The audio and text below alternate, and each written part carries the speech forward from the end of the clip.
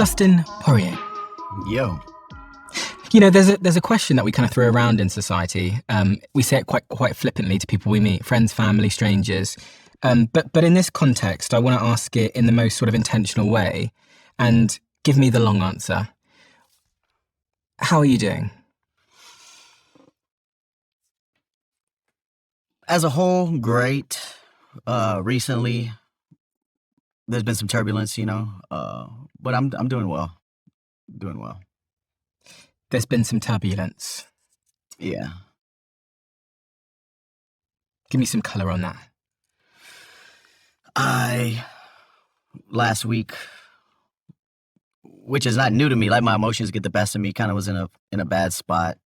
Mentally, started drinking, got arrested, got into some trouble at the airport in Atlanta. And, not proud of it, but it is what it is. I want to give some background context. And I spent the last couple of days sort of looking through your childhood and where you come from and who you are to try and fill the picture of Dustin Poirier in my head. And I've got lots of photos of you here as a young man. Got another one even younger here that I'll share with you here. Yeah. And I think this is incredibly important context because I'd watched you fight the best that there is and beat the best that there is in the UFC. But it wasn't until I understood your earliest context that I started to understand the picture of where you've come from. And also in some part, how that makes you who you are today. Uh-huh. So take me back. What is the early context that people need to understand to really understand you as a man? I'm just a man. Trying his best, trying to provide for my family, learning as I go. Not scared to work hard, not scared to chase dreams. Just a kid from Lafayette, Louisiana, who found something to put his all into and try to become great at it, with fighting. Your father and your grandfather were fighters? My father boxed growing up when he was younger. My grandfather was in the Navy and worked in the oil field and stuff. They weren't successful fighters. I wouldn't say they were nobody knew who they were. Mm-hmm. But definitely, I come from fighters for sure.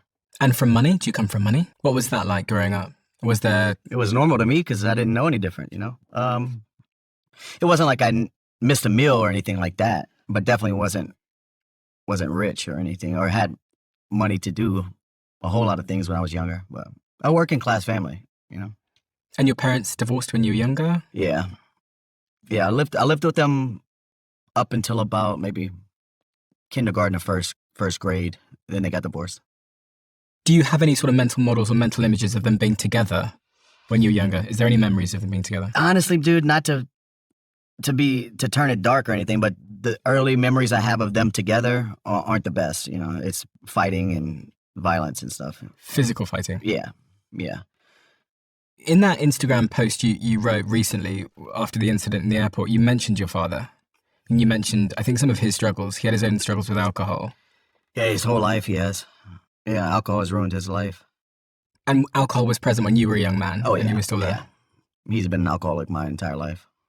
Did you have a relationship with him after the divorce? Yeah, of course. I don't know what that's called.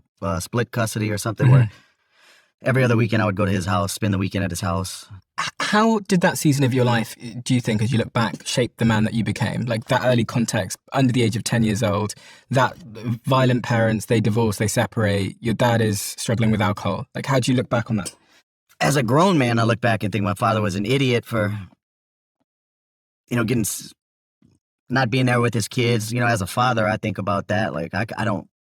Waking up with my kids in the house, running up to me, making them breakfast every day, I couldn't. I never want to live that type of life. I can't even imagine it. So as an adult and a father looking back on it, I think he's made a lot of mistakes that, I think he still lives with. And your mum? Got some nice photos of her here as well. That's your wife. But she seems to have been a real constant throughout your life. That's her there. For sure. I'll be on vacation with her in a week. Yeah, look at my face. Post-fight. Her and my grandmother raised me. Mothers are everything.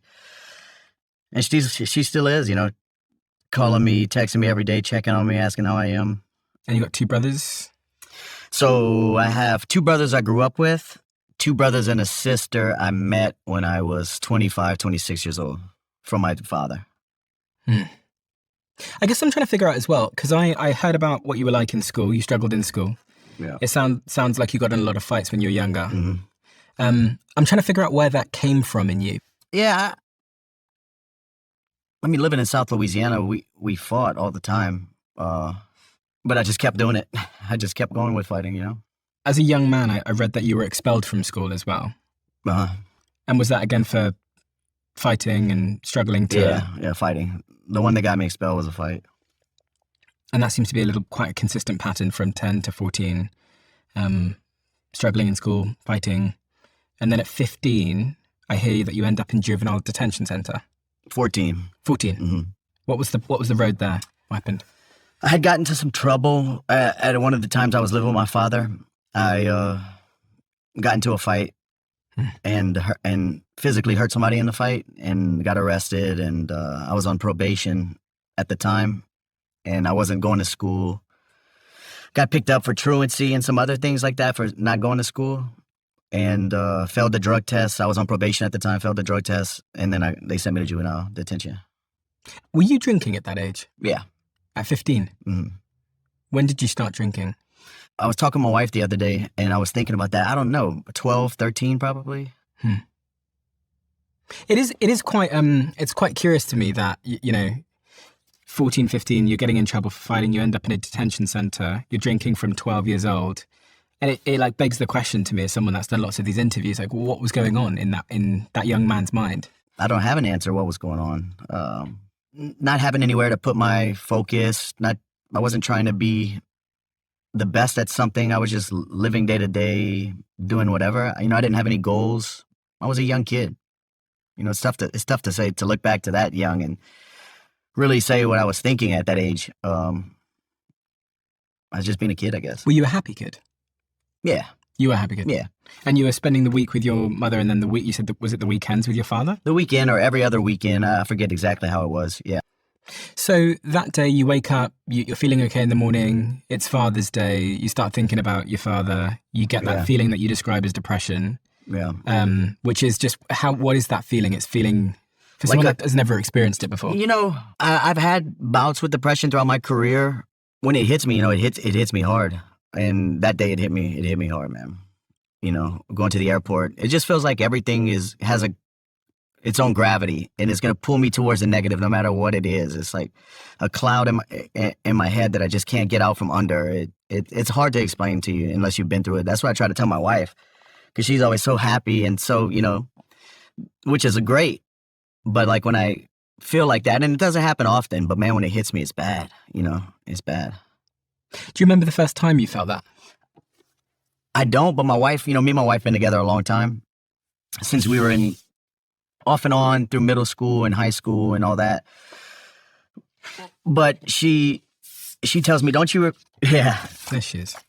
She tells me, don't you remember, like, I've always thought something, you never wanted to be around big crowds. You go to all the parties with me when I was younger and do all that stuff. Yeah, because I just didn't like to be around that many people that much. I maybe it was anxiety I was dealing with. I don't know. This stuff is all new to me. So I would tell her how I feel, and she's like, don't you remember?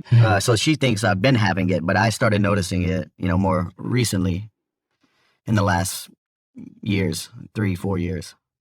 Was there a catalyst at all? A catalyst moment, something that happened that caused you to feel that? Or if I could link it to something, it was I lost a big fight, came back home. With which fight? My second fight with Justin Gaethje. Yeah. Lost that one, came back home, everything was good, and then I was really emotional, man. Some days I would be fine, some days I would be sad, and I was like, something's off, something's off. So that's when I started going to therapy and trying to unpack some of the stuff that I didn't even know I was walking around with, Did you learn anything through the process of therapy? I've been to therapy too. I'm still, the day I got back from Atlanta, I started going to therapy again. After the airport incident? Yeah. Right before I went try to help my father, I went through a therapy session. So I had kind of closed the door on therapy when I started feeling good again. But then I'm starting to realize, like, it's not something that you just fix. It's something you have to work on always. And, so, and that's what I'm trying to do. Since for the last week, I've been waking up early, reading some stuff, writing, doing something hard in the morning, just trying to do everything that I was doing that made me feel better 3 years ago. And I'm trying my best, man. Have you learned anything about yourself through the process of therapy? Yeah, that maybe some of the childhood stuff I'm still carrying around. I don't think about it, it's not like the first, but It's unconscious, a lot of it, right? right. But deep down, I'm still carrying things I think from my childhood. And everybody, I've learned a lot through therapy. Everybody deals with different emotions and process things differently. And I'm still going through it, I'm back in therapy now. I've been able to interview lots of people, and so I've interviewed like psychologists, lots of them, so many therapists I've interviewed. And one of the things that I noticed, which was quite stark to me, was that young boys in particular that grow up without a stable father figure are much more likely to be have anger issues, be depressed, struggle in life. But it's actually the data skews more towards young boys without that sort of stable father figure. But also that if you compound that with there being violence in the home from a young age, that's also another factor which exacerbates the situation worse. So those are sort of two of the things that stood out to me, was the absence of your father. Also having a father or a parent that's dealing with addiction is another burden for so many reasons. So those three things are the things that from your story and from, I thought, oh, those are challenges that are understandable to stay with you as an adult. Yeah, for sure. And then you don't even think about them at all throughout your whole life. And then you sit down with somebody and start opening things up and talking about things. You say, well, maybe I could be, this could be linked to different things, and I could be carrying stuff that isn't mine to carry and things like that. As I'm growing up and being more mature and talking and speaking with professionals and stuff, I'm starting to unpack some of that. And was that difficult to do? Therapy? Yeah. Yeah, man. Yeah. It's difficult to even say, isn't it? Right. And even at the beginning, when I first started doing interviews like Ariel Helwani and stuff, and I would bring it up, like I'm working on myself, I'm going to therapy. It felt weak in the moment, like, who am I? Like, I'm going to therapy. I'm telling the world I'm going to therapy. But then I look at it, hindsight, I'm like, you know what? That's strength. Especially in a tough guy sport. Mm-hmm. We're fighting and bleeding and beating each other up, beating the best guys up in the world. Fighting the best guys in the world. And I need to go to therapy to unpack some stuff. It's crazy. The human mind is incredible. It's funny because we go to the gym, right? And we work on our physical performance. But going to therapy isn't, we're going to hide that. And the gym was a part of therapy for me. Fighting was a part of therapy, for me. And I always was scared of that. What am I going to do to sabotage myself when I retire from fighting? Because I don't have this outlet anymore. I've done it for 20 years of fighting. I always had somewhere to go. I always had to get better at the gym, to work on fighting, to focus on something. Every day I could get up and push myself to try to be better, to answer a new question, to do anything with fighting to get better. On multiple levels, whether it's the techniques or whether it's my physical fitness, anything, there was always something to work on, always. And when I retired, I was kind of worried about that, like how will life look post-fighting, I was scared of it. Because, you've been fighting since you were, 16, 17? Yeah. And you're 37 now, so it's just over 2 decades that fighting has been your kind of North Star and your orientation. It was always there for me. Always there for me. No matter what was going on, I could go to the gym and drown out any noise in my brain, quiet that voice in your head. And I was scared to not have that anymore. And I still have it. I can still go to the gym every day if I want, but it's not the same. It doesn't feel the same. It doesn't feel the same. Not being on the mats, preparing to fight someone for your life and your family's well-being in front of the world. If I'm just training just to spin my wheels, it doesn't feel... I've done this my whole life, training. It's still fun. I have fun. We do whatever, train, but it doesn't feel the same to me anymore. Because there's not a big goal at the end of it to focus your being. Exactly. When you look through the last 20 years, do you see fighting as a really productive distraction in some respects then? For me, yeah. For me, 100%. Why? Yeah, it was an outlet. It was something to focus on. It was something to try to be the best at. It consumed me, man. It consumed me. Fighting was my entire life. And now post-fighting, it's like separating myself from the fighter. I'm trying to figure it out still. A buddy of mine told me the other day, a wise man told him, if you're lucky, you die twice. If a man's lucky, he gets to die twice. And that's kind of what I'm going through right now. Now that makes sense to me. That part of me that every day wake up, push yourself to be the best fighter you can be is dead. I'm retired Dustin now. I'm businessman Dustin now. I was a father before when I was still fighting, but I have other things, other hats to wear. It's just I'm trying to figure it out. I'm trying to figure it all out. And it's only been 11 year, months? Not even a year, yeah. July 30th, wasn't it, last year that you retired? Here in New Orleans. Do they offer you any support with that retirement process? As far as giving you a roadmap for how to deal with the mental shift? No. There's no sort of post-fighting program? No, there should be. For sure there should be, but no. Because it's quite a familiar story across sports. Right, and that's what I was always, when I would see it happen, I knew, I was like, I'm never going to be that, I'm never going to be the guy that goes and gets arrested or gets hooked on drugs or blows all of his money and just, you see it over and over, and not just in fighting, in professional sports, It's like you've done something so long, your whole life, so intense, and so, it takes all of you. When it's gone, it's like, what else can I do to the maximum? What else dopamine hit can I get? What can I just pour myself into and go crazy on something, And a lot of times it's bad things, dangerous things. You see it time and time again. And I always said, I'll never be that guy. And I'm not. I ran into some trouble the other week, but I'm still making a lot of right decisions, you know what I mean? I'm not that. It just sucks to be at this point to where I always saw those guys getting arrested and doing stuff, and I was like, man, what an idiot, But I wasn't going through it then. I didn't understand it at that time. And alcohol has been a constant through your childhood, through your career? For me drinking? Yeah. No, I mean, when you were younger? Celebrate. When I was younger, probably every weekend, Yeah. But as I became an adult and focused on fighting, I went years without drinking. Oh, okay.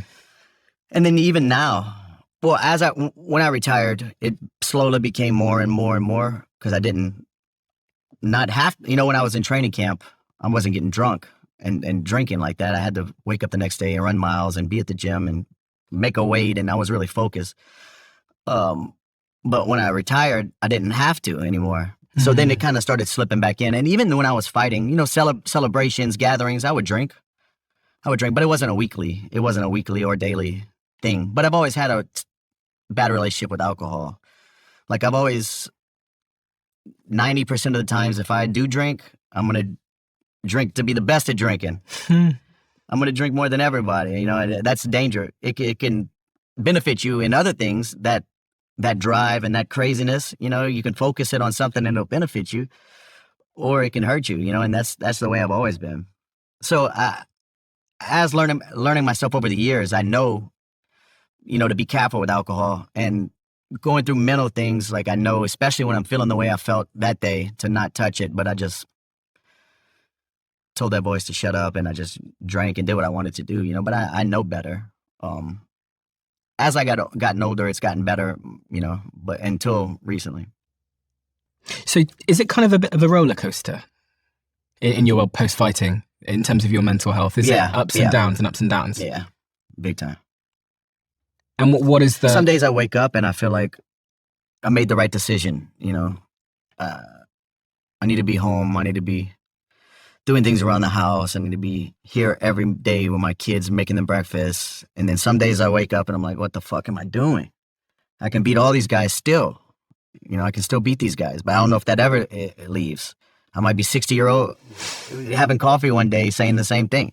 I could beat these guys. I don't know if that's just a competitive spirit. I don't know if that's just fighting your whole life. I don't know, but these top guys that are winning now and fighting now in these upcoming cards, I can beat them still. I know I can. And then I wake up the next day and I'm like, good thing I don't have to fight these guys anymore. Then the next day it's like, I can be the world champion. It's just up and down every day. And how does your mental health sort of correlate to those ups and those thoughts? Even though I have those days where I want to fight and I think I made the right decision, my mental health has been pretty even. Up until recently, I haven't been worried about myself or having to go to my journal and sit in the morning and have coffee like I've been doing this last week, you know. But when I do start feeling 100% normal, okay again, I need to continue to do those things, you know. I can't stop because I feel good. It's a constant. Something's going on with my brain. Like I have to practice these things every day.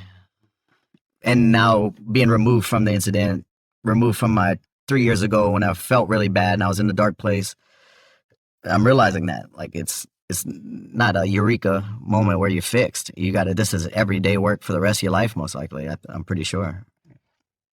Was it just the last week, or was it, you said in recent times? In recent times, that was like the boiling point on Father's Day. But there's been days where I've not expressed to my wife how I'm feeling, and I was feeling down. Or the last 2 months? Few months, yeah. Couple of months. There's good days, bad days, you know. Where you haven't expressed to your wife how you're feeling? Yeah, some days I will tell her, but some days I don't. You know, just continue to go along my day, and you know, so I don't want to be that guy to where I wake up and my wife's worried about how I'm feeling that day. You know, I don't want her worrying about me like that. I wonder who's waking up today is depressed, is upset Dustin waking up today, or is this my normal husband I'm waking up to? I don't want to worry her. So some days, you know, if I'm feeling really bad, which hasn't been that often lately, I'll tell her today I'm not feeling that well. I don't want my daughter coming in the bedroom, you know, why is Dad staying in bed all day? You know, I don't want to tell her again that I'm not feeling good today. You know, she doesn't understand. She's about to be 10 years old. She can't comprehend what's going on. I can barely comprehend it, you know, so to keep them more on a steady day-to-day thing, if it's just slightly, I'm kind of feeling a little bit off today, I just suck it up and go about, you know, my business. But there will be days where you stay in bed all day? There has been, yeah. And you try and sort of avoid the conversation with like your daughter? Yeah. It's not often, but it happens, yeah. Do you find that if you don't talk about it, it kind of comes out in other ways? Because you bottle it up so long until it finds a way out, you know? Yeah. Yeah. Which kind of brings us to the airport incident, I guess. Could be. To some degree.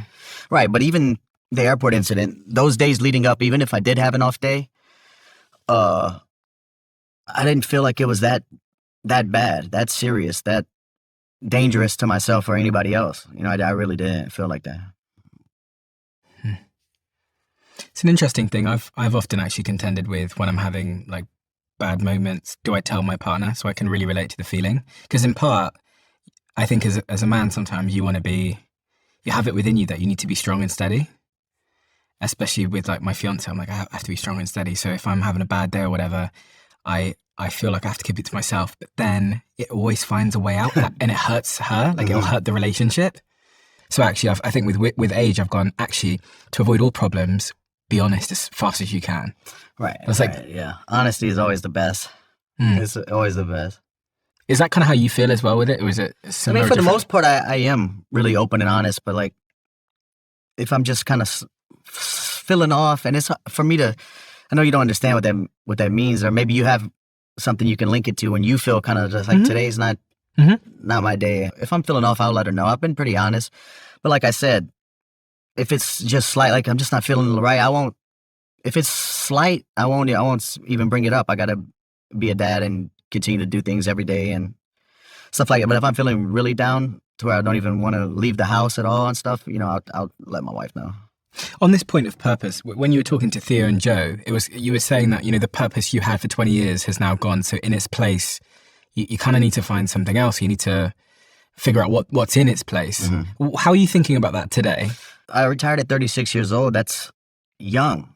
You know, like I said, the days are long. I have all day, every day I need to stay busy. And that's what I have been doing, you know, working with CBS, working with the podcast we have down in South Florida every Monday. I've just been saying yes to as much stuff as I can, so I don't have time to sit back and think.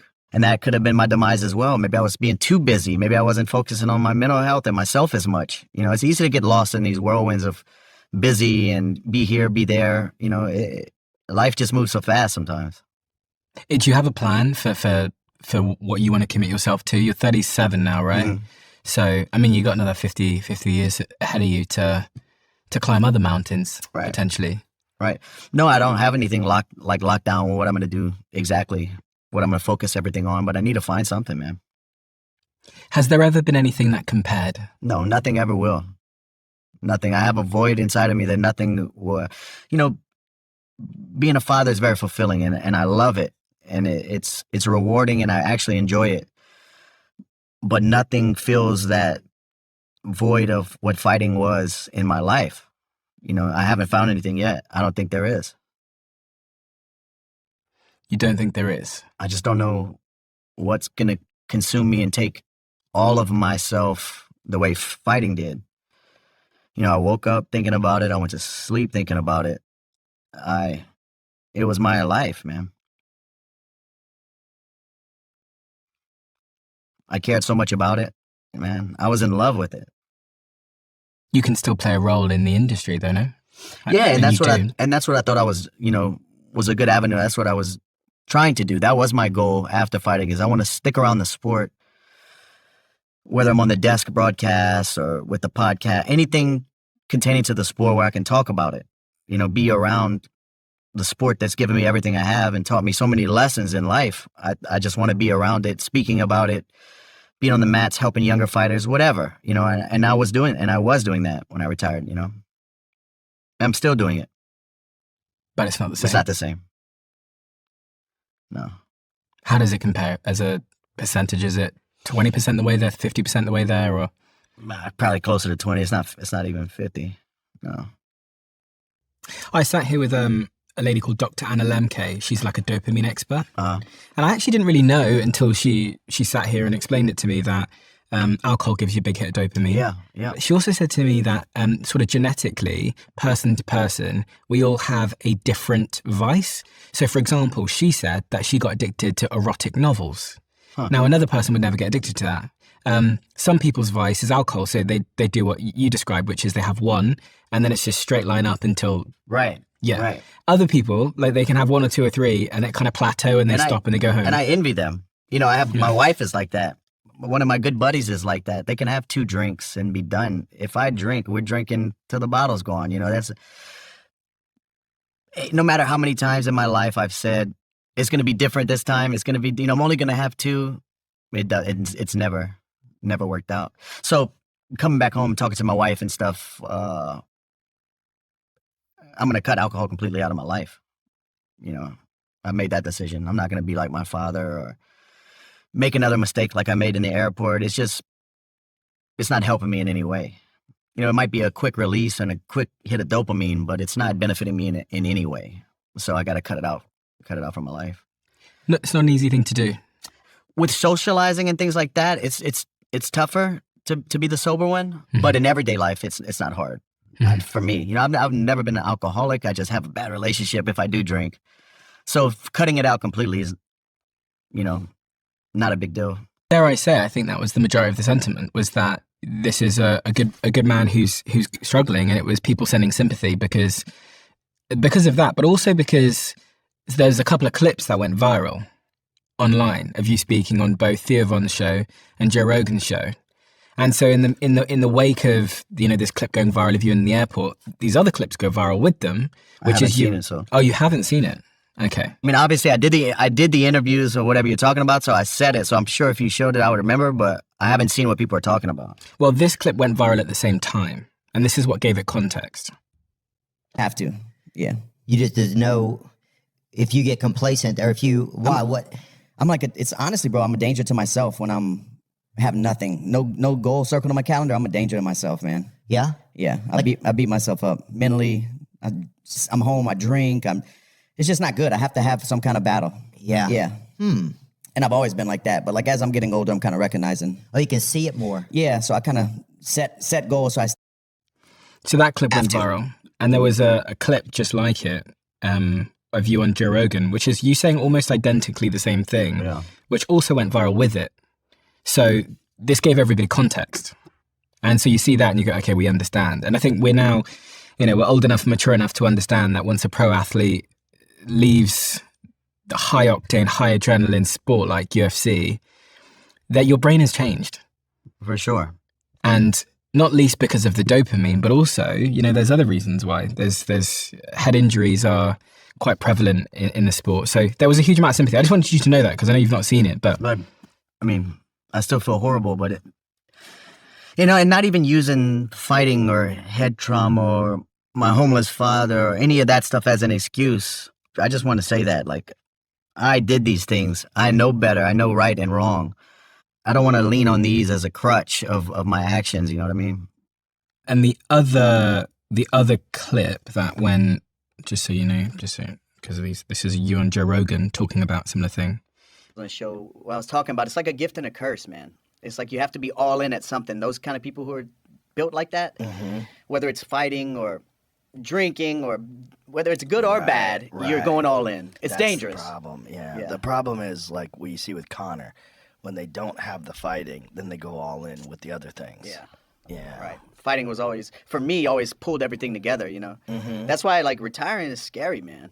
Days are long. I have a lot of time.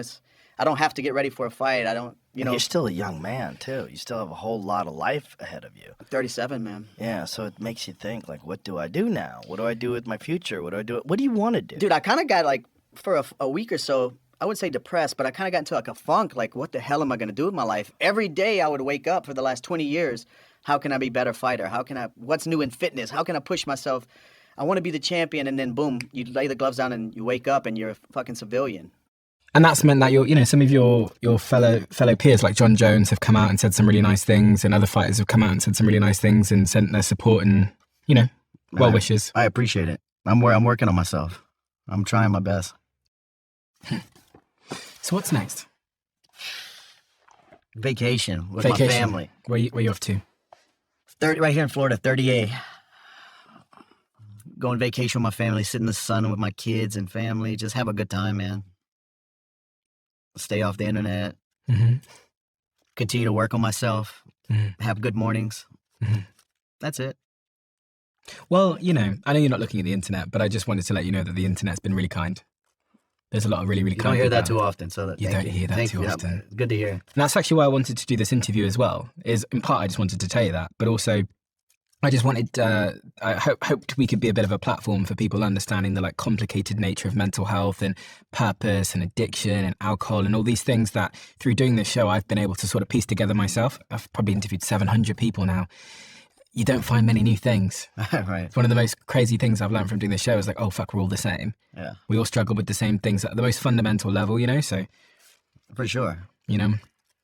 And we're all excited to see what it is you put your great talent and your mentality and your obsession to in the next season of your career. Because whatever it is, Thank you, man. it's going to be incredible.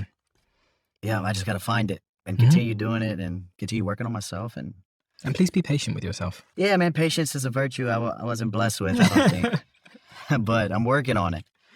I'm working on it every day. Every single day, man. We have a closing tradition where the last guest leaves a question to the next, not knowing who they're leaving it for. And the question left for you is, dear next guest, what are you doing to improve the world?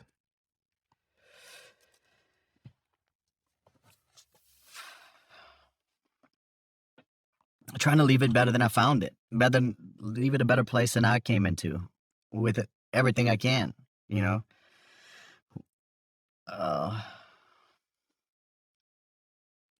For the most part, making the right decisions and showing that people do care, trying to be a good, a person who cares about people and stuff like that. That's what hurts me too, man, is me doing that. I wasn't myself, I know it's easy for me to say and try to hide behind like a drunkenness or mental breakdown and all. I feel like all those are excuses. Like, that's people who know me know that's not how I roll, man. I just feel bad about it because that's my intentions are always 99.9% of the time good, and to hear about the video and everything I did and, I just hurt myself, man, really let myself down. It's hard to look in the mirror at times. But I'm going to continue doing what I was doing before this happened, leave the world a better place. then I found it, man. And teach my kids to do the same. And in 2018, you did start the Good Fight Foundation. Yeah. You and your wife, after clearing out your old fight gear and auctioning it off to support Lafayette families, you started this foundation, and you've actively been involved in the charity. I went on the website and saw you driving delivery trucks and packing school supplies in the kitchen. But also I saw the work that you'd done in Uganda, providing kids in Uganda with multiple new water wells as well. And you were, at 30 years old, awarded the first ever Forrest Griffin Community Award, the award presented annually by the UFC to recognise an athlete's exceptional volunteering and charity work. And you didn't have to do that, you know, especially at such a young age, at sort of 28 years old when this all began. And if people do want to go and check out the foundation, I'm going to link it below. It's called the Good Fight Foundation. And I looked at the mission statement on the website, etc. And it's exactly what this question asks. It's how can you do good for other people in the world that need it? Right. And I truly, honestly, 100% believe I'm doing it, you know. I think I'm using the platform I built through hard work to benefit as many people as I can. You know, fighting was going to benefit me and my family every time I walked to the ring. So why couldn't I, my mindset was, why couldn't I stack more on my back and go in with a cause and sell everything I wore that night and benefit a family or benefit a person or another organization. I was like, let me stack up as much on my back as I can and keep this momentum going with the foundation. But when we first started it, it wasn't, I didn't auction off everything I wore to the octagon, and we didn't link it to goals. It was just kind of random. We were packing up my house, moving from South Florida back to Louisiana, and we had all this stuff, and we just saw a news article that a police officer got killed a couple streets where me and my wife went to school, a couple streets away from where we went to school, and he left behind a wife and kids, Officer Middlebrook here in Lafayette, Louisiana. And we're like, well, we're packing up the house. What about all these gloves and fight shorts that you fought in on these big fights? Can we sell it? Maybe we can sell it and donate to his family. And that's what sparked the whole foundation starting. We did it for maybe a year and a half, 2 years, just out of my name before we made it an actual nonprofit. We were just eBaying fight-worn stuff and donating it to the food pantry, donating it to this fallen officer's family.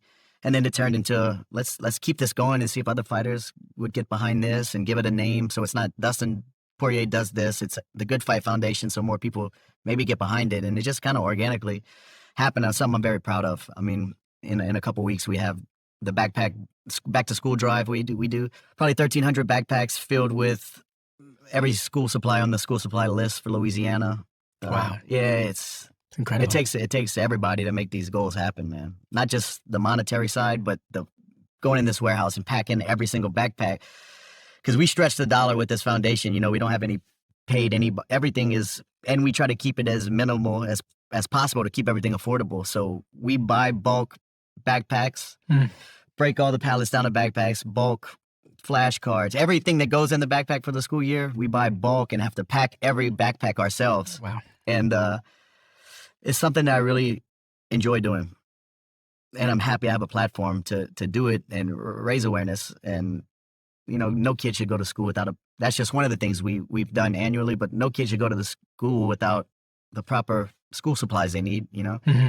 It's crazy. So just small stuff like that, you know, we're just trying to make a difference.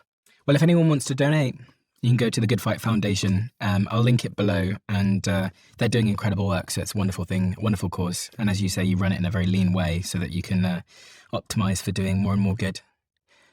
Dustin, thank you so much. Thank you, man. Thank you so much for being such a class act, and thank you for agreeing to have me interview you today. It's a real honor. You're a legend in my eyes for so many reasons, not just because of the man that you are, but because you climbed impossible mountains, and also the way that you conduct yourself after fighting, which is it's really like inspiring to me. The values, the integrity, the orientation towards family, towards doing good, and actually to being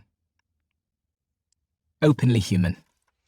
Definitely am that. You know? It's my first time living life, man. The good, the bad, and the human. And you're willing to be so honest and open about that. And there's lots and lots and lots. I know this sounds like a crazy thing to say, but that airport incident is going to help a lot of people in a lot of ways that I don't think you'll ever get to see indirectly because of what I think is going to come from it.